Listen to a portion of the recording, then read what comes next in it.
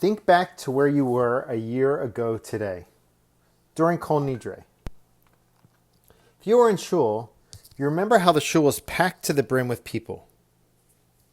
We were seated next to each other, arm to arm, unmasked. Many of us were thinking about the upcoming year. We had plans. Oh, did we have plans. We had professional goals and aspirations. We knew what we wanted to achieve and had plans to go about doing so. Many of us had family vacations planned already, or at least in the works. We set commitments for ourselves and our personal lives as well. Then, it was all torn down. The coronavirus shut life down and we were forced to reassess. We had to rethink everything and plan differently. In this respect, the words of the Kol Nidre prayer really stand out this year. Here is the language. All vows and prohibitions and oaths and consecrations are undone, abandoned, canceled, null and void, not in force and not in effect.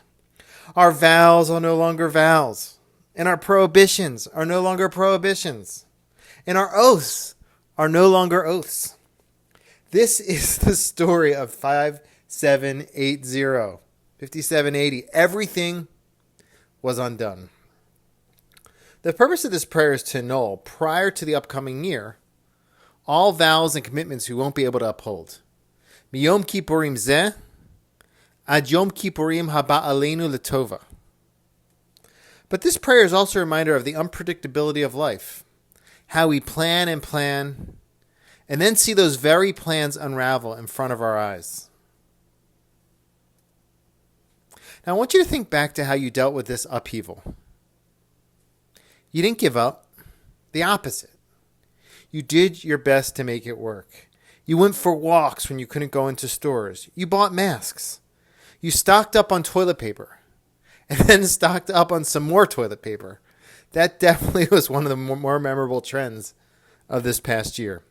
You set up a Zoom account and then figured out how to Zoom. Well, some of you. Others are still working in vain to discover the mute button. You met with friends outside on your porch. You celebrated the holidays in your own unique, limited way. You shopped online. You FaceTime and found new hobbies. You discovered ways to make it work. We should all be proud of how far we come and how much resiliency we displayed this year. This was a tough year. With this resiliency in mind, I truly believe this can be one of our better Yom Kippurs. I know. I am forever an optimist, but maybe a basketball analogy will help me get this point through. Recently, Charles Barkley said that if LeBron James wins the championship this year, it will be one of his greater accomplishments, because he did so in the bubble. For those who don't know, due to COVID-19, the NBA has isolated its players over a very short season in what is called a bubble.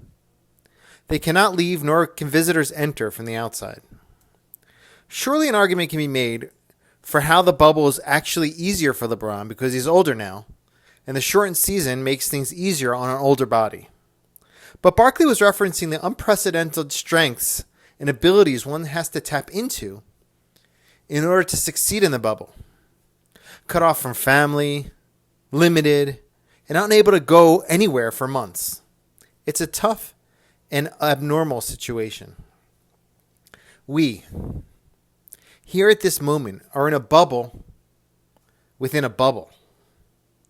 We are in the middle of a pandemic, which poses its own unique difficulties. And then in a second bubble, our limited synagogue experience. It's uncomfortable wearing masks. Our shul isn't filled to the brim. Tefillot are much shorter. And it feels a bit weird in here, I'm not going to lie. Our challenge is to make up for this, like we did all year, and tap into our resiliency, tonight and tomorrow. Davening with kavana, attention to the multiple vidui confessions we will be reciting. True, honest introspection. And the time we'll have out of shul tomorrow, which will be a few solid hours, trying to find ways to mark the day and make it special. I know, It's a lot. It's hard. It's a bubble.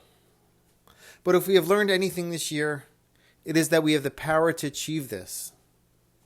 And if we succeed in elevating above it all, I truly believe we can have one of the better Yom Kippurs.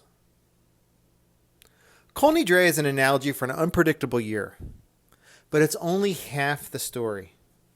We establish with our behavior how the story will end.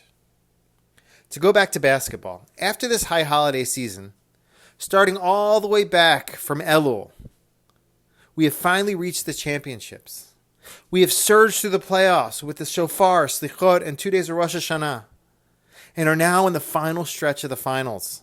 There's no better time to put our A game forward than right now. Let's put it all out there and muster our strength to make this a memorable Yom Kippur. We don't know what the next year will bring, but we do know that we have this 24-hour period to try and affect it for the good. May Hashem be with us in doing so, hear our prayers, and seal us all in the book of good life. Gamar Chatima Tova to you and all of your loved ones.